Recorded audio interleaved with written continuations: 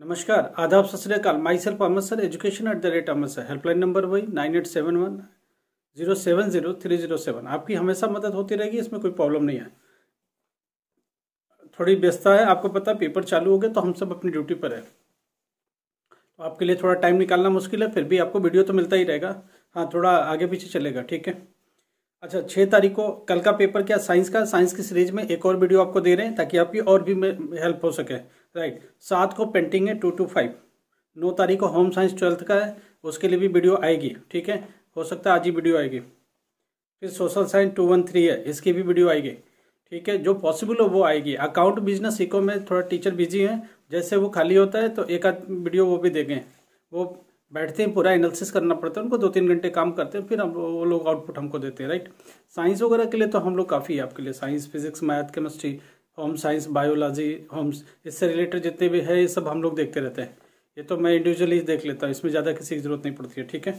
अभी आज हम लोग साइंस की कैटेगरी में थोड़ी और बात, पिछला जो वीडियो है उस पर ध्यान से देखो। वीडियो में क्या स्टूडेंट क्या बोलता है, ये पेपर भाग रहा हो, अरे उसमें पेपर में सिर्फ ये समझाया जाता है। देखो एक बात ध्यान समझो, हम लोग क्या बोलते हैं, ये पढ़ो, बस वो चीज किताब बुक सामने रखो, वीडियो सामने रखो, वीडियो चला के पहले 4-5 बार देखो, बिल्कुल क्लियर हो जाएगा। उसके बाद वीडियो चालू करो, सामने बुक्स रखो, नीचे बुक रखो। वो बोलते हैं हम लोग रेस्पिरेटरी सिस्टम को, तो रेस्पिरेटरी सिस्टम खोलो, पूरा एक बार डायग्राम बनाओ, डायग्राम बना, रेस्पिरेशन में क्या क्या आता है वो सारा लिखो, पार्ट लिखो उसके, उसमें क्या ले रहे हैं, इनहेल क्या कर रहे हैं, एक्सहेल क्या कर रहे हैं, उस रेस्पिरेशन से फायदा क्या आ रहा है, ऑक्सीजन जा कहाँ रहा है, कहाँ वर्किंग हो रहा है, पूरा लिखो, पूरा सिस्टम लिखो। क्या पता उसमें से आधा आ जाए, हो सकता है उसमें कोई पार्ट आ जाए या पूरा ही क्वेश्चन आ जाए, राइट। तो आप उसको बहुत ध्यान से देखो, ठीक है। इस तरह पूरा सिस्टम पढ़ो। हम लोग उसमें थोड़ी और भी बात करते हैं। देखो, नर्वस सिस्टम और न्यूरॉन या एंडोक्राइन सिस्टम, इसके ऊपर आज बात करने वाले हैं। न्यूरॉन नर्वस सिस्टम है, नर्वस सिस्टम का मतलब जो ब्रेन का सिस्टम है, नर्व है हमारा, तंत्रिका तंत्र है, राइट, इसी पर बात हो रही है। न्यूरॉन का डायग्राम हिंदी इंग्लिश एक ही होता है, न्यूरॉन का डायग्राम ध्यान से बना लेना, एग्जाम में आ सकता है। नर्व सेल भी बोलते हैं इसको। रिफ्लेक्स एक्शन बार बार पूछा गया।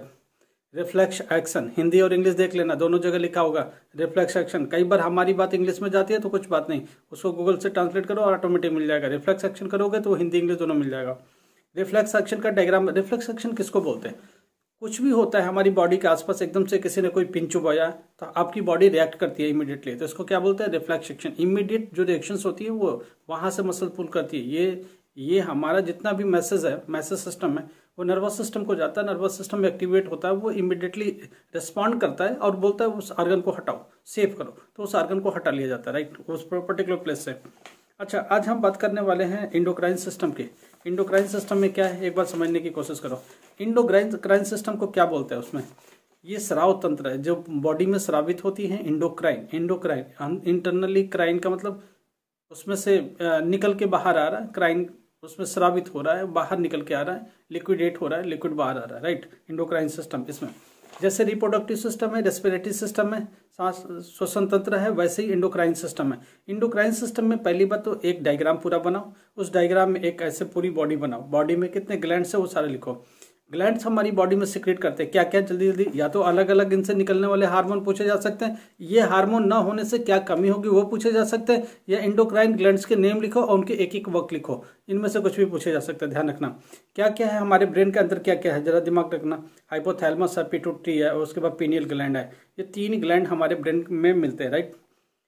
हाइपोथैलेमस, पिट्यूटरी और पीनियल, हिंदी और इंग्लिश एक ही होता है, ध्यान रखना, नाम एक ही होते हैं क्योंकि बायोलॉजिकल टर्म्स है। Hypothalamus, pituitary and pineal, 3 brain के अंदर इंडोक्राइन ग्लैंड्स होते हैं। पूछा जाता है position of the glands also.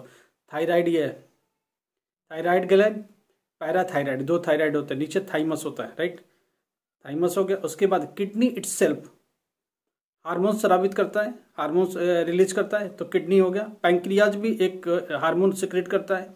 उसके बाद फीमेल में ओवरी एक हार्मोन सिक्रेट करता है, मेल में टेस्टोस्टेरोन करता है, फीमेल में जो ओवरी होता है एस्ट्रोजन करता है, ठीक है। तो इस तरह के हार्मोन्स इसमें सिक्रेट होते रहते हैं। तो इंडोक्राइन सिस्टम रेस्पॉन्सिबल है chemical coordination in our body. हमारे बॉडी में कुछ भी होता है उसके लिए रेस्पॉन्स करना, तो केमिकल इंटरनली उसमें फ्लूइड होता है, फ्लो करता है और उसके प्रति वो रिस्पॉन्स करता है, ठीक है। एक तो ये हो गया। आपको क्या करना है, इसमें से पिट्यूटरी ग्लैंड है तो पिट्यूटरी ग्लैंड से कौन से हार्मोन निकलता है, गोनाड स्टिमुलेटिंग हार्मोन निकलता है, ठीक है, जीएसटी करके ये हार्मोन्स है। उसके बाद एक सेक्स हार्मोन भी निकलता है जिसे प्रोजेस्टेरॉन भी बोलते हैं, क्या बोलते हैं, प्रोजेस्टेरॉन भी बोलते हैं, ठीक है। फीमेल में क्या निकलता है? एस्ट्रोजन, ठीक है। टेस्टोस्टेरोन किस में निकलता है? मेल्स में, ठीक है। तो ये पूरा क्या करो, एक हार्मोन का लिस्ट बनाओ, इनकी एक लिस्ट बनाओ सारा, पिट्यूटरी, थाइमस, पैराथाइमस, जितना भी देखो पहले तो ऑर्गन का नाम लिखो कि क्या क्या है उसमें। एंडोक्राइन सिस्टम में जैसे नाम है, हाइपोथैलेमस है, पिट्यूटरी ग्लैंड्स है, पिनियल ग्लैंड्स है, थायराइड है, पैराथायराइड है, थाइमस है, उसके बाद किडनी है, पेंक्रियाज है, टेस्टिस, ओवरी है। इनकी पूरी लिस्ट बनाओ, करीब करीब 10 के आसपास है, राइट। 10 के सबके आगे उसके हार्मोन्स के नाम लिखो, वो हार्मोन किस पर काम करते हो वो लिखो। अगर ये हार्मोन नहीं होगा, नहीं डिक्रीज होगा या लेस सिक्रेट होगा तो हमारी बॉडी में क्या प्रॉब्लम्स आएगी, कौन सी रोग हो सकते हैं, कौन सी बातें हो सकती है, वो सारा लिखो, ठीक है। तो इसकी पूरी एक लिस्ट बना जाओ, ठीक है। और ये लिस्ट बना के आप प्लीज़ लर्न करो, क्योंकि देखो पढ़ाने में बहुत टाइम लगेगा, वो पॉसिबल नहीं होता है एक वीडियो में ये सब करना। पढ़ा तो सकते हैं हम लोग आपको, ठीक है। अब जैसे कुछ रोग हैं बार बार पूछा जाता है, ग्वाइटर रोग। ग्वाइटर रोग में क्या होता है, ये पूरा सिस्टम अपना आपका नीचे आ जाता है और बहुत तेज़ी से फैल जाता है, ये इसकी पूरी ये फूल जाती है। तो यहाँ पर कौन सा, पहली बात कौन सा है, देखो थायराइड ग्लैंड्स है, पैराथायराइड ग्लैंड है, 2 ग्लैंड्स यहाँ है, ठीक है। इनमें से कौन सा ऐसा हार्मोन नहीं निकलता? Goitre is a disease. Goitre क्या है? डिजीज है। इसको हिंदी में क्या बोलते हैं? घेगा रोग, ठीक है, डिजीज है of the thyroid gland characterized by the enlargement of gland. होता क्या है कि जब हमारी सप्लाई नहीं होती, जो ग्लैंड को खुराक चाहिए, न्यूट्रिएंट चाहिए, माइक्रो न्यूट्रिएंट चाहिए, वो जब पूरा नहीं होता तो वो अपनी साइज को बढ़ा देता है ताकि न्यूट्रिएंट जरा भी आए तो हम उसे इजिली एब्जॉर्ब करते हैं। एब्जॉर्प्शन सरफेस बढ़ाने के लिए वो पूरी इतना बड़ा ग्लैंड फुला इतना बड़ा कर देता है, उसकी प्रोटेक्शन के लिए मसल्स भी फिर बढ़ जाती है, तो इसलिए वो पूरा ग्वाइटर हो जाता है, राइट। ये किसकी कमी से होती है? पहली बात, जो हार्मोन्स बनाने वाले एलिमेंट्स है, ग्लैंड्स है, उनको कुछ खुराक चाहिए, कुछ न्यूट्रिएंट्स चाहिए। जैसे इसको क्या चाहिए? आयोडीन चाहिए। आयोडीन की कमी से ये घेगा रोग होता है, समझ में आ रही है। आयोडीन कम होने की वजह से ग्लैंड को अपनी साइज बढ़ानी पड़ती है और पूरी ये बॉडी फैल के बाहर आ जाती है। एक और रोग है क्रिनिज्म, किटिनिज्म, सॉरी, CRETINISM, ठीक है। Cretinism is a condition of the severely stunted physical and mental growth. Physical और मेंटल ग्रोथ बहुत तेजी से नहीं होता है। एक एज तो बढ़ती रहती है, ब्रेन उसके हिसाब से डेवलप नहीं करता, बॉडी उसके हिसाब से डेवलप नहीं करता, ठीक है। ये अनट्रीटेड है, इसका कोई इलाज नहीं है अभी तक, ठीक है। डेफिशिएंसी ऑफ थायराइड हार्मोन, ठीक है। डेफिशिएंसी ऑफ थायराइड हार्मोन कम होने की वजह से ऐसा होता है, ठीक है। तो ये 2 रोग आपके ये लर्न कर लेना अपना, ठीक है। डेफिशिएंसी आप कुछ हार्मोन्स है, ग्रोथ हार्मोन अगर नहीं होगा तो क्या होगा? सोमैटोटॉपिक हार्मोन है, गोनाइड हार्मोन है, इन सब चीज़ों के एक बार देखो, अभी सारे हार्मोन्स पढ़ाना बहुत मुश्किल है। आप क्या करो, पूरी लिस्ट बनाओ, जितने ग्लैंड्स उनका नाम लिखो, कौन कौन से हार्मोन्स देते हैं वो लिखो। अगर वो नहीं देते तो क्या प्रॉब्लम्स होती है, कुछ और बातें अब बताते हैं। आज जैसे एटम का चैप्टर है, थोड़ी बात करते हैं। इसमें डाल्टन्स लॉ या डाल्टन्स एटॉमिक लॉ पूछे जाते हैं। डाल्टन ने एटॉमिक के लॉ दिए, एटम्स के लॉ दिए। एटम का मतलब परमाणु, ठीक है। एटम का मतलब परमाणु, परमाणु के लॉ दिए डाल्टन्स के परमाणु लॉ, ठीक है, या डाल्टन्स एटॉमिक लॉ भी बोलते हैं। डाल्टन साहब क्या कहते थे, एक बात समझना, एटम के बारे में क्या बात होती है। अगर किसी मैटर को तोड़ोगे तो क्या मिलेगा? मॉलिक्यूल मिलेगा। मॉलिक्यूल को तोड़ोगे तो क्या मिलेगा? एटम मिलेगा। एटम उस टाइम में जब डाल्टन ने लॉ दिया तब किसी को नहीं, इलेक्ट्रॉन के बारे में नहीं था, प्रोटॉन के बारे में पता नहीं था, न्यूट्रॉन के बारे में पता, तब तक डिस्कवरी ही नहीं थी। तो डाल्टन ने क्या बोला? पहली बात, इनडिविजिबल है। क्या है? एटम इनडिविजिबल है, एटम को फर्दर टुकड़े नहीं किया जा सकते क्योंकि वो फाइनल सबसे स्मॉलेस्ट थिंग है। Atom is a smallest one, right. It's indivisible, इसको फर्दर और डिवाइड नहीं किया जा सकता, इसके और टुकड़े नहीं हो सकते, ये सबसे स्मॉलेस्ट है। और atom directly take part in the chemical reaction, किसी केमिकल रिएक्शन में डायरेक्टली टेक पार्ट करते हैं, किसी भी केमिकल रासायनिक रिएक्शंस में ये सीधे भाग लेते हैं। तो ये डाल्टन ने कहा था। किसने बोला था? डाल्टन ने बोला था। समझ में आ रही बात?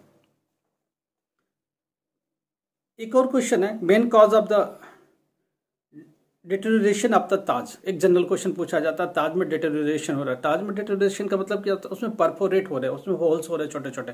ये क्यों होता है? जब acid rain, due to the, पहली बात आंसर क्या है? Due to the acid rain. Acid rain क्या होता है?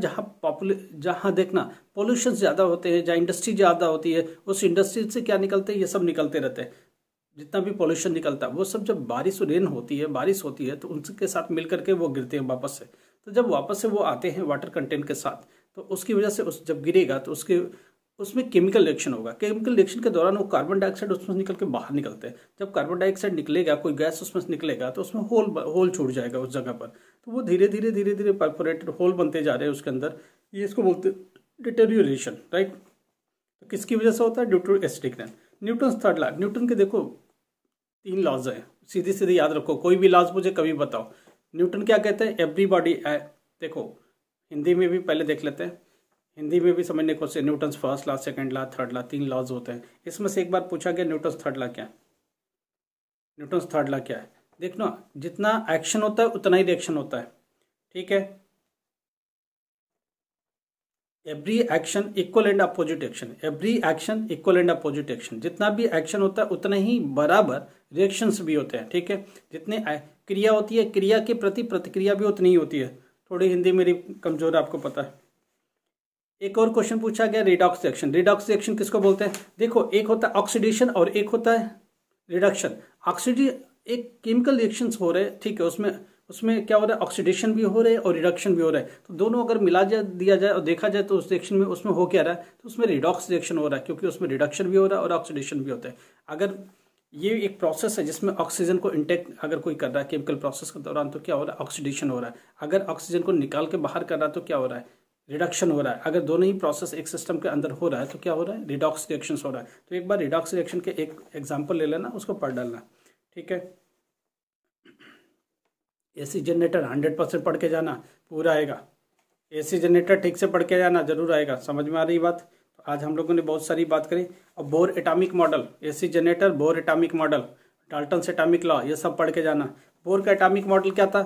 नील्स बोर इनका नाम था, ठीक है। इनके जो बोर बरी का मॉडल बोला जाता है या बोर मॉडल बोला जाता है। बोर मॉडल में क्या होता है, जो न्यूट्रॉन और प्रोटॉन है वो न्यूक्लियस के अंदर है। एक एटम किससे बना है, इलेक्ट्रॉन प्रोटॉन न्यूट्रॉन से मिलकर बना है, और प्रोटॉन और न्यूट्रॉन न्यूक्लियस के अंदर है, ठीक है। तो इसका मतलब nucleus is a positive, nucleus is positive. Around the nucleus, nucleus के बाहर क्या है, इलेक्ट्रॉन्स है, जो कि क्या कर रहे हैं, एक डेफिनेट ऑर्बिट के अंदर है, या इसमें क्या कर रहे हैं, एक रोटेशन में है, और वो पर्टिकुलर सेल के अंदर या ऑर्बिट के अंदर है। तो सिंपल सी कहानी है कि एक न्यूक्लियस के बाहर सेल के अंदर इलेक्ट्रॉन्स है। तो न्यूक्लियस के अंदर न्यूट्रॉन और प्रोटॉन है जो कि पॉजिटिवली चार्ज हैं, और आउटसाइड में इलेक्ट्रॉन है जो कि सेल में है, अपने सेल या ऑर्बिट के अंदर है, राइट। तो ये बोर का मॉडल था। बोर का एटॉमिक मॉडल ठीक से पढ़ के जाना। तो कितनी बातें हो गई। देखो, हमने पहले वाली वीडियो में क्या बोला था आपको, वो फिर से वापस से रिकैप पे ले लो, एक बात समझने की कोशिश करो क्या है। डाइजेस्टिव सिस्टम ठीक से पढ़ के जाना, पूरा डाइजेस्टिव सिस्टम में mouth, buccal cavity, small intestine, ये सब पढ़ के जाना। उनसे कौन कौन से क्या निकलता है, निकलने का मतलब ये हुआ कि कौन सा एंजाइम्स निकलता है, वो एंजाइम किस पर काम करता है, स्टार्च पर काम करता है, ग्लूकोज पर काम करता है, फैट पर काम करता है, वो सारा पूरा डिटेल लेके जाना, पूरा डायग्राम के साथ। तो डाइजेस्टिव सिस्टम हो गया, रेस्पिरेटरी सिस्टम हो गया, आज हमने बताया एंडोक्राइन सिस्टम हो गया, रिफ्लेक्स एक्शन हो गया, न्यूरॉन का डायग्राम, ये उसमें भी बोला काम ने, फिर वापस से देख लेना। रिफ्लेक्स एक्शन ठीक से पढ़ के जाना। थायराइड से कौन सी बीमारी होती है, पिट्यूटरी ग्लैंड से क्या क्या निकलता है हार्मोन, और नैन निकले तो उससे क्या होगा, डाल्टन्स लॉ क्या है, ठीक है। Main cause of deterioration of Taj, ये पूछा गया। Newton's first law, second law, third law पढ़ के जाना। रिडॉक्स रिएक्शन क्या है, ये पढ़ के जाना। उसके बाद एक क्वेश्चन बार बार पूछा जाता है, कितने तरह का बॉन्ड होता है। आपको याद होना चाहिए कि देखो, जब केमिकल रिएक्शन कराते हैं तो केमिकल रिएक्शन में क्या होता है, मेटल और नॉन मेटल मिलकर कंबाइंड होते हैं और एक कंपाउंड बनाते हैं, ठीक है। पहला जैसे कोई भी नाम लिखो, कैल्शियम ऑक्साइड लिख दिया या कैल्शियम नाइट्रेट लिख दिया, कुछ भी लिख दिया, सपोज करो एक रिएक्शन लिख दिया, कोई सा भी लिख दिया, एक कंपाउंड लिख दिया। तो कंपाउंड बनता किससे, मेटल और नॉन मेटल की कॉम्बिनेशन मिलता है। मेटल ऑलवेज पॉजिटिव होता है, जो नॉन मेटल होता है वो नेगेटिव होता है। तो एक पॉजिटिव और नेगेटिव मिलकर के क्या बनाते हैं, एक कंपाउंड बनाते हैं। तो कुछ भी कंपाउंड को तोड़ो तो आपको क्या मिलेगा, एक मेटल और नॉन मेटल। आखिर में जुड़े किससे हैं, जुड़े किससे, तो ये बॉन्ड से जुड़े हैं। तो बॉन्ड कौन से, इलेक्ट्रोवैलेंट बॉन्ड है, कोवैलेंट बॉन्ड है, कोऑर्डिनेट बॉन्ड है, ठीक है। ये 10th क्लास लेवल का ये 3 बॉन्ड होते हैं। बड़ी क्लासेस में पाई बॉन्ड, सिग्मा बॉन्ड, दुनिया भर के बॉन्ड होते हैं, वो सब हम लोग नहीं जा रहे। सिंपल सी कहानी, इलेक्ट्रोवैलेंट बॉन्ड। इलेक्ट्रोवैलेंट बॉन्ड किस में होता है, एक इलेक्ट्रॉन मेटल ने उसको ट्रांसफर कर दिया, किसको, नॉन मेटल को। तो इलेक्ट्रॉन के ट्रांसफर से अगर बॉन्ड बनते हैं, इलेक्ट्रॉन के लेने देने से अगर बॉन्ड बनते हैं तो इलेक्ट्रोवैलेंट बॉन्ड होते हैं। अगर दोनों ने मिलकर के इलेक्ट्रॉन की साझेदारी कर ली तो उस वक्त कोवैलेंट बॉन्ड बनते हैं। कोवैलेंट सिंगल बॉन्ड होते हैं, अगर एक पेयर ऑफ इलेक्ट्रॉन इसमें भाग लेता है, 2 पेयर ऑफ इलेक्ट्रॉन अगर भाग लेता है तो डबल बॉन्ड बनते हैं, अगर 3 पेयर ऑफ इलेक्ट्रॉन अगर भाग लेते हैं तो ट्रिपल बॉन्ड बनते हैं। तो single bond, double bond, triple bond. एक कोऑर्डिनेट बॉन्ड भी होता है, उसमें शेयरिंग के लिए तो आएगा मगर उसमें बराबर शेयरिंग नहीं होगी। एक तरफ से ही 2 इलेक्ट्रॉन दे दिए जाएंगे, एक तरफ से 3 इलेक्ट्रॉन दे दिए जाएंगे, एक तरफ से 4 इलेक्ट्रॉन दे दिए जाएंगे, उसमें बराबर हिस्सेदारी नहीं होती है। जो कोवैलेंट बॉन्ड होता है उसमें बराबर हिस्सेदारी कर करके बॉन्ड बनाए जाते हैं, तो कोवैलेंट बॉन्ड होते हैं। तो 3 तरह के बॉन्ड हो गए, electrovalent bond, covalent bond, coordinate bond. इनके एग्जाम्पल याद कर लेना, ये बॉन्ड कैसे फॉर्म होते हैं, किन किन के बीच में फॉर्म होते हैं, ये ध्यान से रख लेना। इलेक्ट्रिक जनरेटर बहुत ध्यान से पढ़ के जाना। बोर मॉडल ऑफ एटम पढ़ के जाना, डाल्टन्स लॉ पढ़ के जाना, Newton first law, second law, third law. Work power energy के ऊपर न्यूमेरिकल आएगा, ध्यान रखना। वर्क पावर एनर्जी के ऊपर न्यूमेरिकल आएगा, खासतौर से वर्क डन के ऊपर न्यूमेरिकल आएगा, वो सब करके जाना। इलेक्ट्रिसिटी में भी न्यूमेरिकल आएगा, पोटेंशियल करंट वर्क डन उनके ऊपर आएगा। हीट निकालने का फार्मूला होता है H=I²RT, इसके ऊपर क्वेश्चन करके जाना। वीडियो में पढ़ाना बहुत मुश्किल है, मैं आपको बता रहा हूँ ना, अब बहुत क्योंकि लंबा हो नहीं सकता, बहुत लंबा टाइम नहीं है। तो आज हम लोग बात कर रहे थे 3 सिस्टम, बहुत ठीक से, respiratory system, nervous system. Respiratory system, nervous system में बहुत छोटा सा रिफ्लेक्स सेक्शन वगैरह ले लो, ठीक है। एंडोक्राइन सिस्टम, उसके बाद रिप्रोडक्टिव सिस्टम थोड़ा सा पढ़ के जाना, उसके साथ respiratory system, respiratory, digestive, reproduction थोड़ा सा, उसके बाद एंडोक्राइन ग्लैंड। पूरा फोकस इसके ऊपर करो, पीछे जो पढ़ा उसको रिवाइज कर सकते हो, टाइम है तो। सिंपल सी बात है कि इन पूरे सिस्टम को घोल के पी के जाओ। उसके बाद एटम एंड मॉलिक्यूल थोड़ी पढ़ के जाना, एसी जनरेटर पढ़ के जाना, ठीक है। और सीरीज और पैरेलल के न्यूमेरिकल लगा के जाना, फार्मूला ठीक करके जाना, ठीक है। इतना पढ़ के जाओगे तो पास होने के रास्ते निकल जाएंगे। इसके अलावा ऐसा तो है नहीं पूरे साल पढ़ा नहीं है, बहुत कुछ पढ़ा होगा, तो थोड़ा बहुत वो सब मिल करके आना तो अच्छे से हो जाएगा, ठीक है। एसी जनरेटर पूरा ठीक से करके जाना, क्योंकि बड़ा क्वेश्चन है, इसको लेके क्वेश्चन आएगा। चलो थैंक यू सो मच, और टाइम मिलेगा तो देखते हैं क्या कर सकते हो। बाकी 12th क्लास निराश ना हो, अभी आपके लिए भी वीडियो हम लोग देंगे, होम साइंस का वीडियो 100% आएगा, ठीक है। बाकी कोशिश कर रहे हैं कि सारे के सारे आपको वीडियो देंगे। थोड़ा सा पेपर का है, अभी भी रन करना है, कल पूरा दिन ड्यूटी लगा रखा है। कल हम लोग सारा दिन सुबह से 10 बजे से कल बैठना पड़ेगा सारा टाइम। पेपर करा के आते आते रात को पैक कराते कराते भी 8 बज जाता है, घर आके खाना खाते 10 बज जाता है। क्या करेंगे बताओ? अगर 2:30 बजे का पेपर है तो आपको 2:30 बजे जाना ना, हम लोग तो 10:30 11 o'clock रिपोर्ट कर चुके होते हैं। समझ रहे बात को? चलो थैंक यू सो मच।